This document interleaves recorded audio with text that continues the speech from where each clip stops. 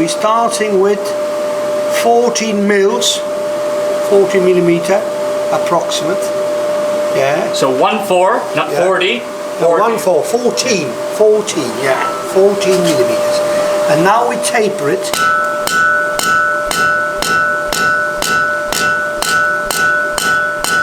Once you made a ring to go around it, it slides on much easier. Look, that's enough taper, because you don't want it too fine or too tiny, because otherwise it will melt away and there won't be anything left for your ball to perform. We tapered it, and now we keep it close to the fire to keep the heat, because that's the secret of welding a ring around a bar, to keep the inside very hot. Alright? We're going to use sand. Sable pour les amis de Québec. There we go again. Yeah, so I'm coming to the anvil now. I go on the round corner of the anvil, and with a like frotting beat,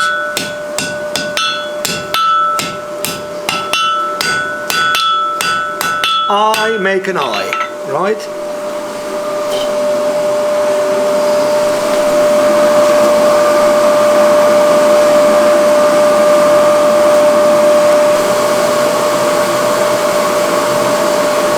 Now we'll cut it.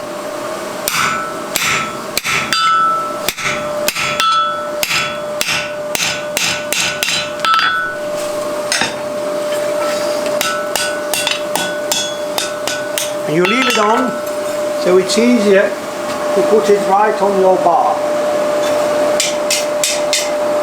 As you remember from the previous film, always check your fire, keep it clean, enough coal.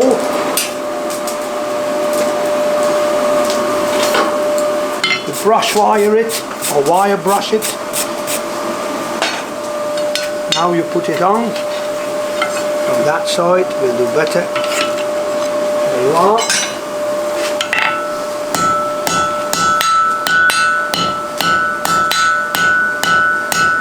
And you put it tight around it with a small gap.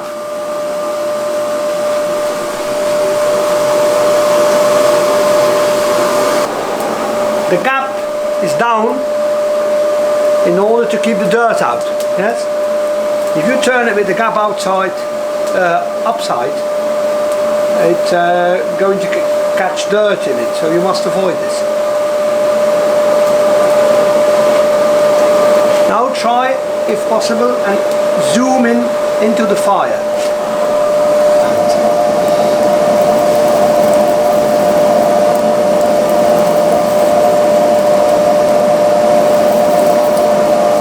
Start melting, you put the sand on, and then you are allowed to turn it around to get it at an even heat. Not before it starts melting, otherwise the dirt stays. If it melts, the dirt runs out. I'm going to apply some sand now.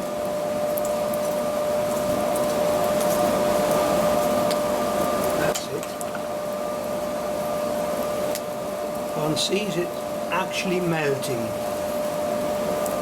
and it's like dough to bake pastry dough, and it's milky yellow, cream milk color. That's the proper welding color.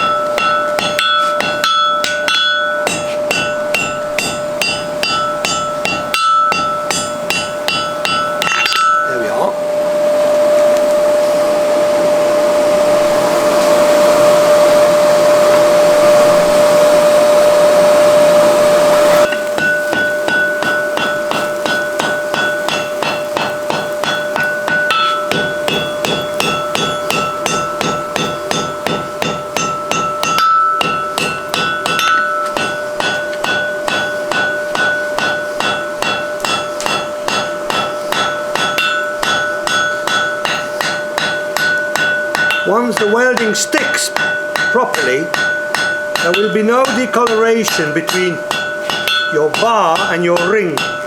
So it means they became one piece. They're happily married together in the fire.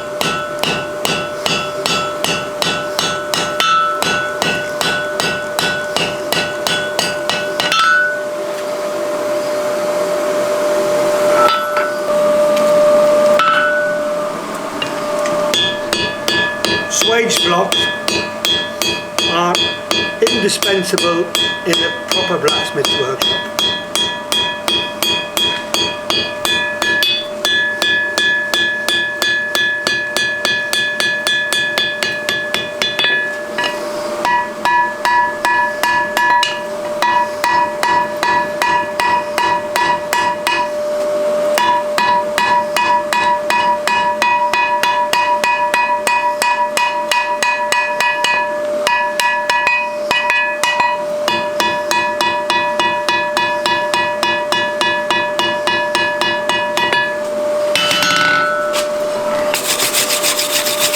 Stick it in there so it doesn't roll off. Just checking, cleaning again, and then there's no seam visible, so it seems that the seam's alright. Some people prefer to upset before they weld the ring on, but I don't. When you're used to it and you're lucky, you have no trouble in keeping your material where you want it.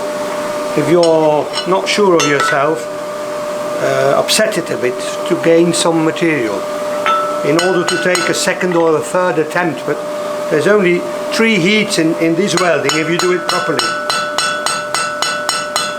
They make great finials for curtain rods or door handles or even for a little door knocker.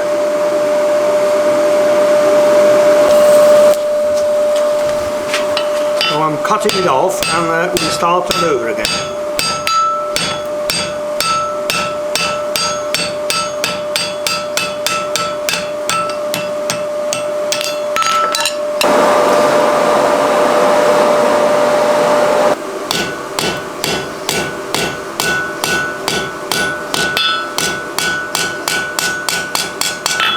Tapering, and now cutting it off in order to have it as an example.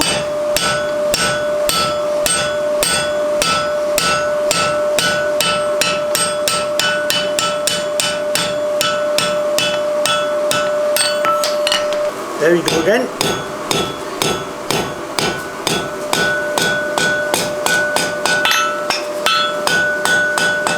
That one ready to put the ring round.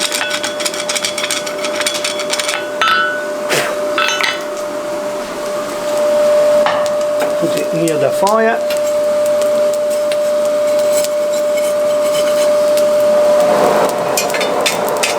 Yeah, there we go again.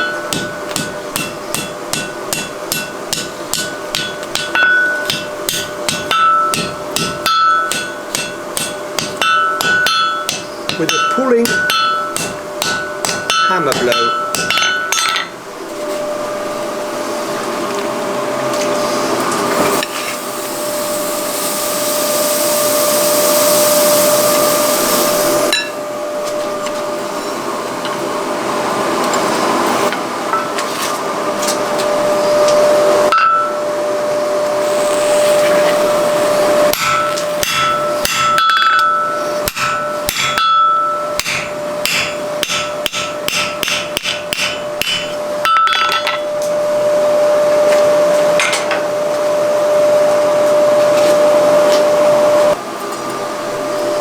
Go.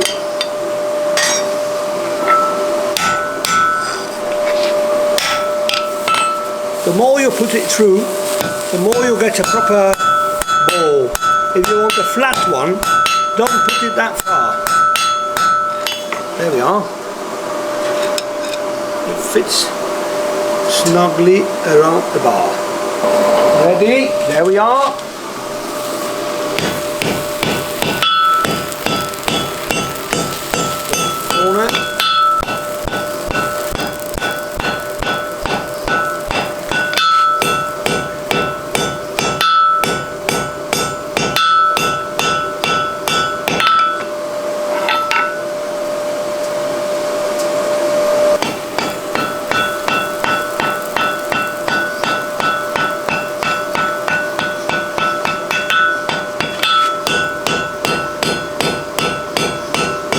that one a different shape, more ball bearing like.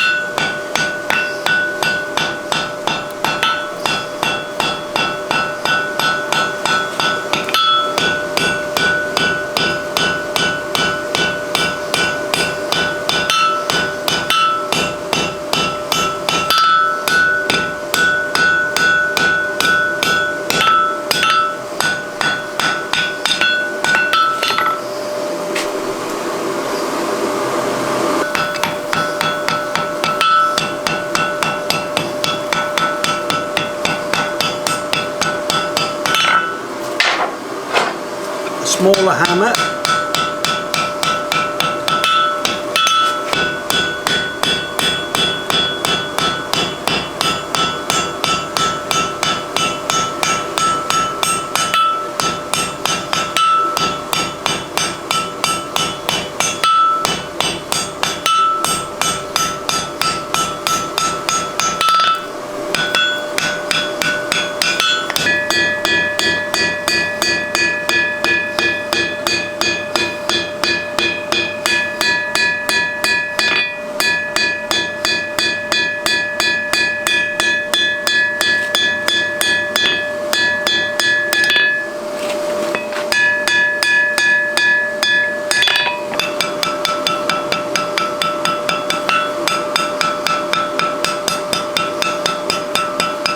looks like an ice cream, but I wouldn't lick it for the world.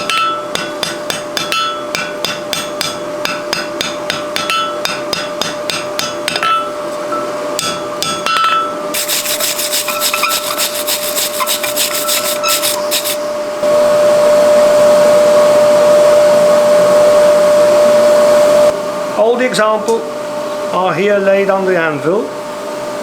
The advantage of this work is you have one piece. Once it stick around, you have one piece to concern yourself with, and it's all about learning the correct temperature. If you take two loose pieces, two separate pieces, the problem is you have to concentrate on your movement to the anvil, you have to concentrate on the heat, and you have to concentrate on the action with your hammer. So when you're trying this one, these little balls here, it's much easier to work with, and it's all about learning the right temperature. I always done it like that.